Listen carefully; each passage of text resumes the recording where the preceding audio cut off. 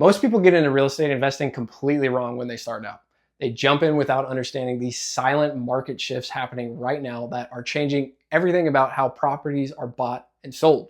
You see, there's actually a framework that 1% of investors are using to find deals that frankly no one else can see or really is even aware of. So right now, I'm going to break down the exact 3-step system that turns ordinary people into successful real estate investors regardless of the market conditions. But quick caveat, everyone, real estate is a long-term game. It is not some get-rich-quick playground that everybody makes it out to be. As a matter of fact, real estate is really a wealth retention tool. It is not necessarily where you're going to be going and amassing some crazy amount of wealth right off the bat. It can be in the future, most definitely. So many gurus say how easy real estate is, which once you understand it and get into it, it really can feel that way. But real estate is in fact a challenge, which you should be happy about, because the larger the challenge, the greater the payoff. Now, unlike other real estate channels that only show you fluff, I'm going to be pulling back the curtain, letting you in on some current opportunities in the market. And guys, I want you to actually take some wins out of this. And I also want you to see that there are some pitfalls, and I want to show you how to avoid those, because there's new investors that these cost them thousands of dollars. But before I do that, you first need to understand what's really happening in real estate right now. Okay, so what is the outlook of the market when we're talking about real estate? So a lot of these numbers, this is going to be as of April 2025. So that's last month from when I was recording this. And these numbers are coming, majority are coming from NAR, so National Association of Realtors. So what we got here is the median nationwide housing prices last month was $414,000 for that home. Now that was 1.8% above what it was last year, which is good. It's increased a little bit, but the thing is that does indicate that there is some appreciation growth cooling in the market. And the reason why I'm saying that is, on average, typically you want to see your appreciation year over year around the 3 to 5% range. At least that's what economists say, however you say it, as well as NAR. That's kind of where you want to see healthy levels. And the reason for that is with inflation. So typically your average inflation, again, average, there's a lot of averages here, is 2%. That's where they like to see like a healthy inflation is 2%. So you want to make sure that your job growth, your wage growth, as well as your housing prices, that they are above that inflationary point right there. So that's what they consider healthy. Now, keep in mind, this is nationwide. So regionally, it does differ quite a bit. So for instance, Northeast and Midwest, they actually saw some increases greater than that in appreciation, where like say Milwaukee, they saw over a 9% increase in appreciation from this time last year. Whereas you see places like on the West Coast, so for instance, portions of California where it didn't even appreciate at all. It actually depreciated in some cases. And that's exactly why, guys, when people say, oh, the housing market or the real estate market is absolutely terrible, it's like, which one are you talking about? Because it vastly differs from location to location. It's very location specific. It's going to be dependent on the metro you're in. It's going to be dependent on that portion of the metro you're in, or maybe it's going to be dependent on, are you in a rural area? Are you going to be in an urban area, suburbs, what have you? Again, it is very location specific. So when people tell you the real estate market is down or sucks, they probably don't know what they're talking about, because every market has its nuances. And yes, regardless of if the market's down, there is always a way that you can play the market. So keep that in mind. So inventory, so back in pandemic timing, there was obviously an extreme shortage in inventory because you were marrying with relatively low housing prices. They hadn't appreciated as much as, or they hadn't had the aggressive appreciation. And then you marry that with a extremely low rate. We had sub 3% rates. You marry those together, it just gobbled up all the inventory. So extreme shortage there. Now with that, active listings right now is actually 20 to 30% greater than it was this time last year. That's actually the 18th straight month of growth, which is, they see that as a good sign. And for that, months of supply, they're saying right now we've got on average about 4 to 4.5 months of supply. Now, what do they mean by that? So they mean that if we were to stop right now with all the inventory that we have, it would take 4 to 4.5 months to actually sell off all the inventory currently active. Now that's up from 3.5 months of supply just last year. Now they're also indicate, so a balance is around 5 to 6 months. They want to see 5 to 6 months of inventory available at any given time. That's kind of what their benchmark is there, just to give you an idea. So with that in consideration, it's still considered low. Some of the reasons for this is probably the biggest one is what we call the rate lock effect. So again, back in that pandemic area, a lot of people were doing refinances. A lot of people, again, were purchasing homes. They were getting in on those lower rates. So at this point in time, they're at that lower rate, they're at that lower payment, lower purchase price. It doesn't make sense for them to trade that up for likely a higher home purchase price as well as a higher rate. So this is an interesting stat that they actually had was 80% of homeowners are actually a 6% rate or lower. And vast majority of them are actually under 4%, which is, that's pretty crazy when we're going into this next topic. So current rates, they're actually hovering over 15-year highs. So for a 30-year fixed, it's 6.8 to 6.9%. And that's actually impacting affordability a substantial amount because the median house price, so you're looking on average to pay around $2,800 to $2,900 per month, and just in principal and interest. That's not factoring in your taxes, insurance, so on, so what have you. So let's give you an example.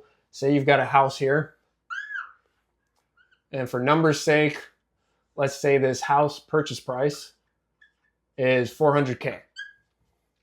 Now let's factor in on this low end, so 6.8% interest rate.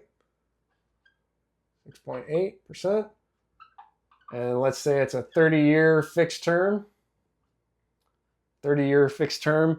And that's going to be roughly around, let's see, $2,600 per month. Yes, it's going to have some change in there, but for numbers' sake, $2,600 per month. Whereas if you were to put that at just 4%, so remember, majority is under 4%, so let's just put it on the high end at 4%, that's going to be roughly, roughly $1,900 and some change. There's going to be some change in there, but really $1,900 per month. So this is almost very close to about $700 difference. That is a significant amount of money that you're paying in addition to what you would be paying at the 4% rate. So that is what is attributing to this rate lock effect. Why would you trade up a home when you're going to increase your expenses by $700 a month? That is way more than a car payment. That is brutal. So again, another interesting thing that they mentioned was, so say we were to purchase a home in 2019. So in 2019, say that this was in 2019 here. Now to purchase this same home in 2019, you would have had to increase, in today, 2025, you would have had to increase your income by $45,000 to $50,000 annually per year. So yes, the house prices and the rates, they've all increased, but the income did not increase at that same rate. So yeah, if you needed $45,000 to $50,000 more today in 2025 to purchase the same house that you could purchase in 2019, that's pretty substantial. So again, obviously that has created a chilling effect on buyer demand. Again, a lot of it linking back to that rate lock effect because people aren't really in a place where they want to sell a home if they're not going to be able, if it's going to impact them that heavily. It just doesn't, economically, it does not make sense. Now, where are these headed? There's tons of speculation as far as where rates are headed. Everybody says something different every day. Honestly, I don't think anybody knows where the rates are headed, but really, I don't feel, me personally, I can't imagine them going back below 3% anytime soon. I honestly don't even think that's necessarily a good thing to go that low, because we probably put us in the same situation where all the inventory is just going to get gobbled up. So I don't necessarily know what the right answer is there, but when we discuss some of these other strategies, you're going to start to realize that it does not matter what these rates are, because there's other ways where you can acquire real estate. So where are they headed? Not really sure. So buyer behavior. So this is kind of an interesting stat. So as far as buyer behavior, first-time buyers attributed to 34% of the buyers in the market that are actually purchasing as of last month. So that was up from 32% this time last year. So that was kind of an interesting stat. I was kind of a little bit surprised by that given the rates. But investors, so investors and cash buyers, this is definitely interesting. So it's tampered off slightly, whereas it was around 16%, but now it's around 15% of the actual buyers in the market are investors or cash buyers. And it's kind of funny to me. It's probably because these cash buyers or investors are not privy to what we're going to be talking about.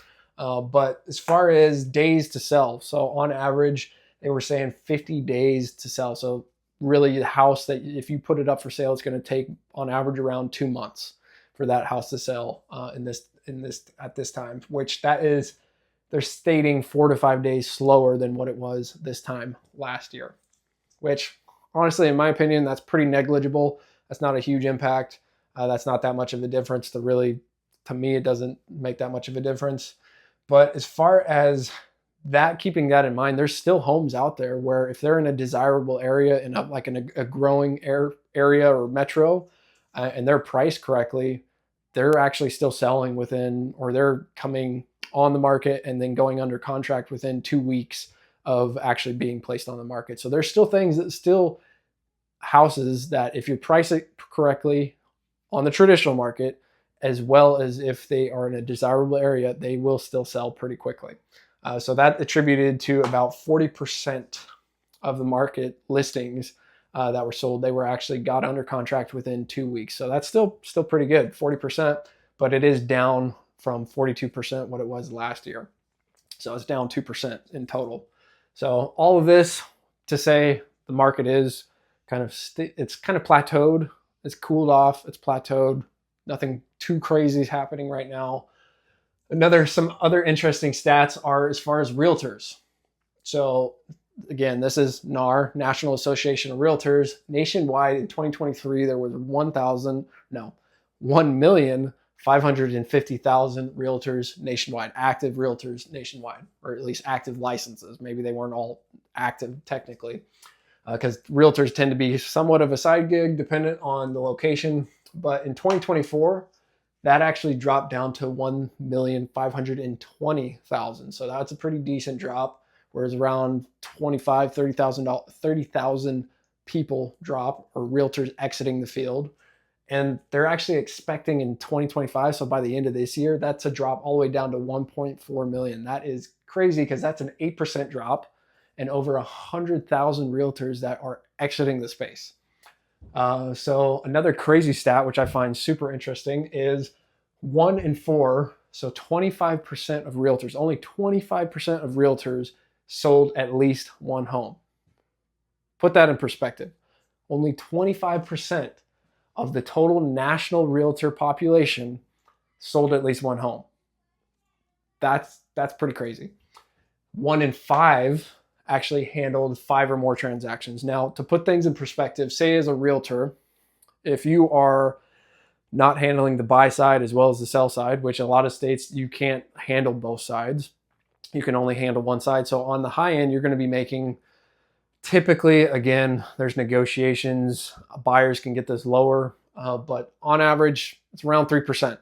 Like from what you see is the realtors try to get that 3% on their portion of the transaction. So for instance, this median housing price right here, 3% of that's going to be $12,420. Now keep in mind, these realtors actually have to pay a portion of that to their broker. So maybe in this case, they're actually only making $10,000. So for those realtors that only sold one last year, they only made about $10,000. That's not enough to sustain a household. So obviously that was a side business, or that's the reason why they're exiting the field, is because they can't make it in today's market currently with everything that's going on. And I'll tell you why that's relevant here in a minute.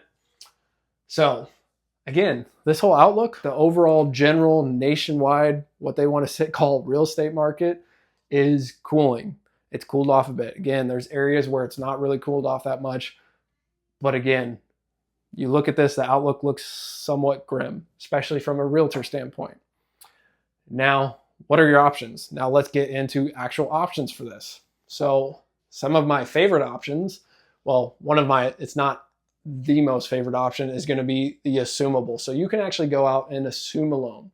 So if you've got somebody at that 4% rate, you can actually assume their loan and at that same rate. Now, one of the reasons why I don't like this option as much but first off, before we get into that, so what's assumable? It's going to be your FHA loans, your VA loans, as well as your USDA loans. And to put things in perspective, there's about 12.5 million of these loans out there, and 4.8 of those, so almost 50% well, no, that's not quite 50%, but 4.8 million of those loans are 3.5% or under, that's pretty good. So if you were to assume a loan at that rate, again, that makes a huge difference in your monthly payment. So it doesn't make sense to go to the current rates that they are right now. So assumable, what do I not necessarily like about this option? The fact that these assumable loans, they're great, but keep in mind, you still have to qualify for them. So that takes time. So it's also going to impact your credit. You also need to make sure that you have the income to support that loan, which you should be doing anyways. But again, the qualification process, that takes time. And the actual formal assumption process, it can take like 2 to 3 months, sometimes longer. And a lot of realtors tell me that, oh, it's keep in mind, I am a realtor. I own a property management company, but kind of going back to that, you don't need to be a realtor to be in real estate. A lot of my homes that I actually picked up were before I became a realtor. I only got the license so I could run my property management company on the up and up, obviously. But all that to say, yes, there's some good realtors out there, but it's just like any field. There's some that just don't necessarily know what they're talking about. But as far as assumable loans, on average, what I'm seeing is almost 3 months to get one of those taken care of. And the problem there is you also may get to the end of that and then get denied for whatever reason. And sometimes they don't necessarily give you, in my opinion, a valid reason. And you just spent the last 3 months thinking you're going to get this home purchased, and now it falls through. And not only are you not necessarily that happy, but you kind of put the seller through the ringer when they thought they were going to get the home sold. And maybe you got it under contract, say midsummer, and now it fell through kind of going into the fall winter season where it's a little tougher to sell homes on the market. So that kind of put the seller in a bad situation. So that's one of the reasons I'm not too fond of assumable loans. Again, it's still a good option, but what I actually really like is these two. So the other two of the three options are going to be your sub two. So in that case, what is a sub two? So what you're doing is you are actually purchasing the home subject to the existing mortgage remaining in place. So two things for people to understand. So when you purchase a home or you own a home, you've got a lot of people don't realize that this is actually two separate things. So you've got, on one hand, you've got a mortgage, and that is the debt associated with that home or your debt that you pulled out to purchase that home. But then on the other, you have title. So that's actually the deed to the home. So that's you actually taking ownership of the home. Now, a lot of people, when you say mortgage or your loan, they think these are one and the same. They're actually different. This is tied to the individual. This is tied to the home. So what you're doing in a sub two transaction is you are actually purchasing the home. So you're putting yourself on the title, and you are doing it subject to this mortgage remaining in the seller's name. Now, this is a bit of more of an advanced strategy, and you need to make sure that you're doing this appropriately so you're protecting the seller. Obviously, you don't want to hinder the seller's ability to purchase a new home in the future, which a lot of people, when you bring this up, they're like, well, it's going to impact their DTI or their debt to income ratio. There's ways to get around that. There's also the due on sell clause, which, again, there's ways to get around that. Now, what do I mean by due on sell? Due on sell, anytime these lenders, a lot of them have this generic clause in there that gives them the ability to, hey, if the title to this deed transfers over to someone else's name, we can call that note fully due. Like, we can call the whole note due. The fact of the matter is, these banks are not in the business of owning property. They want to have loans. That's what they don't want to own real estate. They do not want to own real estate in any way. So the funny thing is, as long as you're making payments and you again, it's just like, to put things in perspective. This is probably a better way to explain it. To put things in perspective, say real estate investors, a common thing for their rental properties is you may purchase it in your own name, for instance, because you're going to get a better rate with the mortgage lender.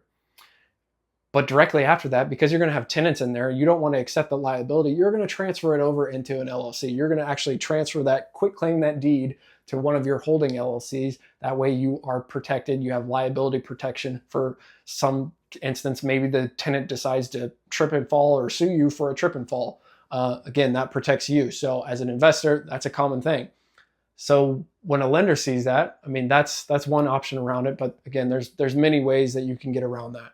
But again, subject to, you're essentially getting these same rates. So this same amount of loans, you've got that same inventory that you're working with. But with a subject to transaction, you can accommodate these in a matter of a couple weeks. Like it's pretty legit. But again, you are taking over the title, and it is that note in this is remaining in the seller's name. And again, this is an advanced strategy. You want to make sure that you're protecting your sellers in this situation. The other one, third, is seller finance. Say they own the whole thing completely outright. You can actually have the seller become the bank in that instance, where the seller, you negotiate terms with the seller to kind of what interest rate are they looking at, and you can typically get some favorable terms there as well. Now, say you're in a situation to where subject to, say the remaining note that they have on the property, like for instance, 400 here. Say they have only 250,000 left. Or just make it super easy. Say they just have 200,000 left on that loan. Well, technically, if it can sell on the market for 400,000 today, they technically have 200,000 of equity. So they have the loan, then they have equity. So in that case, as an investor, you're trying to get into a home with as little money as possible because you're looking to go into the next home. Again, you're looking to acquire more properties, and the better you can negotiate that entry, the better your cash on cash return is going to look like. So with this amount of equity, if you were to do that as a down payment, that's a pretty large down payment. So what you can also do in that is a variation of subject to and seller finance, where you're doing a hybrid of the two, where you're still giving them a down payment, but you're going to seller finance a portion of this equity. And then you're also going to take over this existing note subject to it remaining in the seller's name. So some really cool strategies on that. And now it's probably starting to click that, hey, this is why Josh said that these interest rates over here don't necessarily matter. They really don't. There's always a way, in regardless of the market you're in, there's always a way to pivot and make it work. Now, these aren't always an option. This is just another tool in the tool belt. There's also better plays where you can purchase the property cash for, say, like a hard money loan. I mean, there's so many ways that you can skin this cat. It's just real estate. There is many tools that you can deploy. The problem is with a lot of realtors, unfortunately, they're just a one-trick pony. And it's one way to sell, one way to purchase. Whereas when you're going to more of the investor mindset, there is a whole plethora of ways to purchase real estate and a whole plethora of ways to make money on it. Now, with that, getting to the actual point of this video, so to where you have kind of an area to start. Where do you want to start, and how do you avoid some pitfalls when you're getting into real estate? So blueprint, what's the blueprint for that? So first off, you need to find your sandbox. Now, remember what I mentioned up here, the regional variance. There is so much difference from market to market on what's going to work. But you need to determine what is your sandbox. You need to determine what is your one metro or one area or one neighborhood, whatever. I would suggest a place where you are familiar with it, because from there, since you've lived there, you're going to have a better idea of kind of what market rents look like. Again, if you don't understand what your market rents look like, you can reach out to property managers. You can reach out to realtors, get a gauge from that. You can also look and see, like search for rentals on Zillow or Redfin and see, okay, what are other people pricing these at? How many views have they got? How many people? It shows how many people have actually reached out to them, and that gives you a good gauge on, okay, that's probably a decent price. You could actually pull that rent. So again, find your sandbox, find where you're wanting to actually start and invest, and you want to niche yourself down, because it's gonna help you out in the long run. Because if you're trying to go nationwide, it's too much when you're first getting into real estate to be operating in multiple different markets. You need to figure out one first, then move on to the next.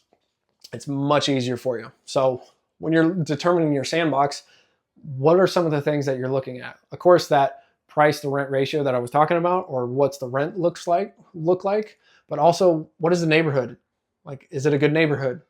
What do the crime rates look like? What are the schools? Does it have good schools in that area? What are the jobs like? Is there job growth? Is there unemployment growth, which would be kind of a bad indication there?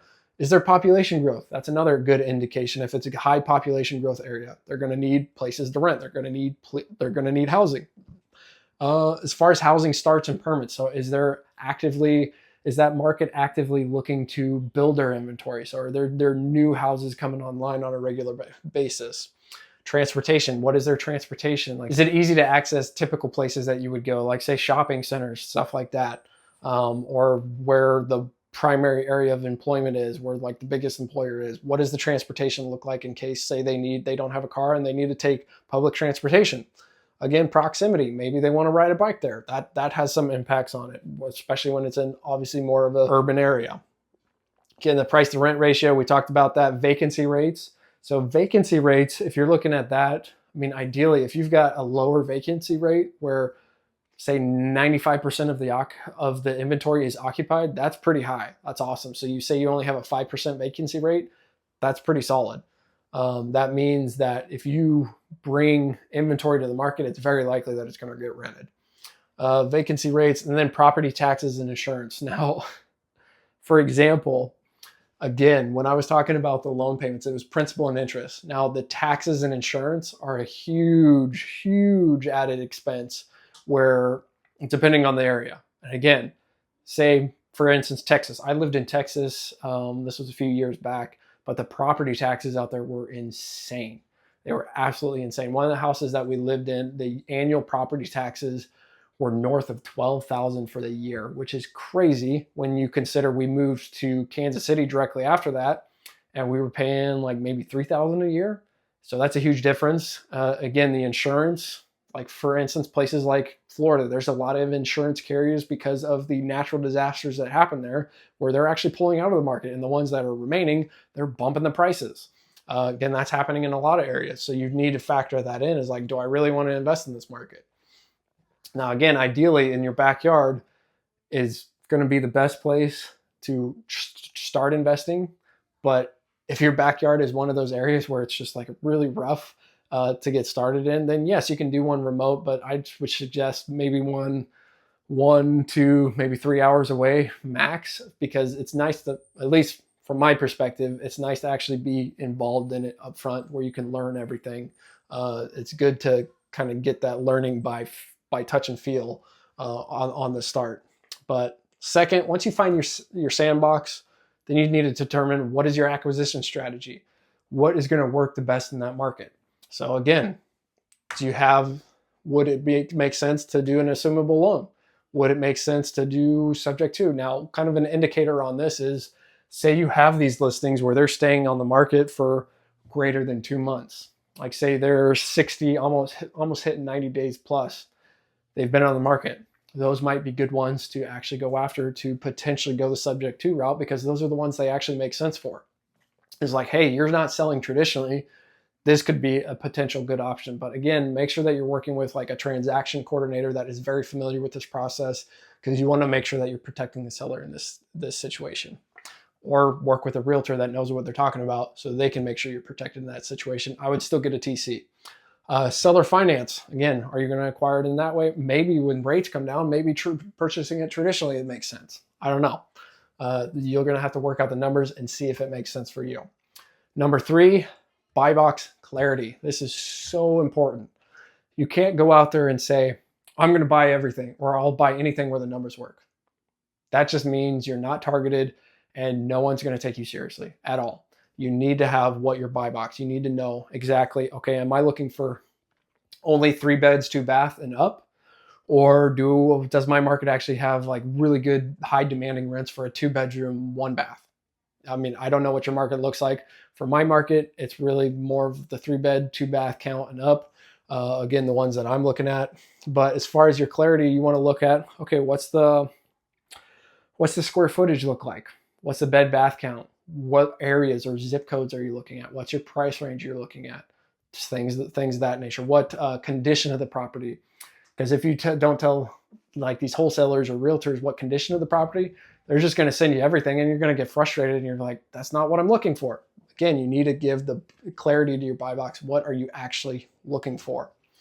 Then from there, so you've got your sandbox, you determine what market you're working in. You figured out what your acquisition strategy is going to be. Buy box, Part of this buy box is actually what your exit strategy is going to be. So are you going to be doing an Airbnb? Are you in a vacation market where Airbnbs make sense?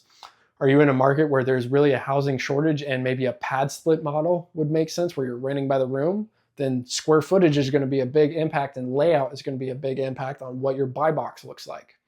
Or is it a monthly furnished rental? Maybe you've got a bunch of corporations, or you're tapped into the insurance relocation market. Maybe a monthly furnished rental makes sense. Again, you need to have that type of clarity in your buy box. Know what your exit is going to be before you buy. Then from there, you're just going to start networking and building up deal flow. You're going to be going out and telling people about what you're looking for, what your buy box is. And again, it doesn't matter if you're new to this space. That's completely fine. You just need to be humble and realize that you don't have to know everything to get into real estate. A lot of this stuff you're going to learn by actually doing and taking action, but you do need to get these first steps. You do need to get these first steps clarified to make sure you are going in with some type of direction. And on top of that, previous videos that we've talked about, underwriting. You need to understand how to underwrite a deal. So again, networking the deal, then underwriting, going back to that, you want to get in your reps. You need to get an idea of, okay, what are the numbers looking like across the market, my market, as far as the area that I'm looking at? Am I going to be able to make anything work? Again, after a period of time, you may have to pivot and do something else. Then from there, if you underwrite and you find some that makes sense, then that's when you're going to make an offer. Okay, so I gave you some numbers here. And really, once you get to this point, really you need to stick to one thing for at least 60 to 90 days to see if it actually works. And you really need to hone in and have like tunnel vision on that. Because if you have shiny object and you keep context switching to other stuff, it's not going to go well for you. You're not going to get any progress done, and you're going to feel completely defeated by the end of it. So it's best to stick to one thing for 60 to 90 days, see if it works. If it doesn't work, make an adjustment, pivot to something else. It's just like any business, real estate, treat it like any business. Because in real estate, just like other businesses, it all is dependent on the volume. You need to get your volume up if you want to see if this is actually effective. So I've got some numbers here, where as far as the networking and deal flow, within that 60 to 90 days, you really should be seeing north of 100 contacts that you're putting into your CRM. CRM is customer relationship management tool, and you don't need a fancy CRM or anything like that when you're first getting started. Really, you can do this with just a pen, and notepad. If that's your fancy, or you could do Excel sheet or Google sheet. It doesn't have to be anything complicated, but you do need to keep track of it, because the money is most definitely made in the follow-up in this. You need to make sure you're staying top of mind with these people, make sure you're following up consistently. Underwriting, I would say at least 60 within that time frame. Again, you want to stretch that muscle. You want to get used to underwriting. This will also help you see, okay, what are some trends? Like you'll be able to identify like, okay, what are the typical numbers that I'm seeing within this area? And you're going to know the comps right off the bat. You're going to know what utilities cost right off the bat. Again, go back to that video that was talking about underwriting. That'll help you out on there. Making offers. You want to make at least, I'd say 25 offers within that time frame. Again, out of that, you'll be lucky if you get one accepted. But you need to get in the rhythm, and you just need to get in the rhythm of actually making the offer, see what's sticking there, and kind of stretching that muscle, getting used to it. Again, getting used to like what you need to do. And I would highly suggest in this situation, if you're not familiar or you don't have the contracts, again, work with like a transaction coordinator that is familiar with these processes, especially if you're going in more of this creative route. Find somebody in your market. There's people all over, I know nationwide, that know how to do these transactions effectively. There's some realtors nationwide that actually know how to do them. Find that person, have them walk you through like your first deal. Try to attach to someone to help you with that. But again, 25 offers. Again, this first 60 to 90 days, you want to get your volume up and actually do the volume to see if it's something that's going to be viable, or you need to pivot, change to something else. Again, one lane, 90-day sprint, and then document the process. See if it's going to be a good option for you. That's kind of your blueprint. And if this stuff up here kind of interested you, then you are definitely going to like this next video, because I'm going to be breaking down this zero down strategy, which is kind of a portion of seller finance and subject to, or a portion of seller finance and an institutional loan. And it is a pretty awesome strategy. But keep in mind, that is not for beginners. You should not be your first transaction. But if you're interested in what can actually be done, take a look at this next video.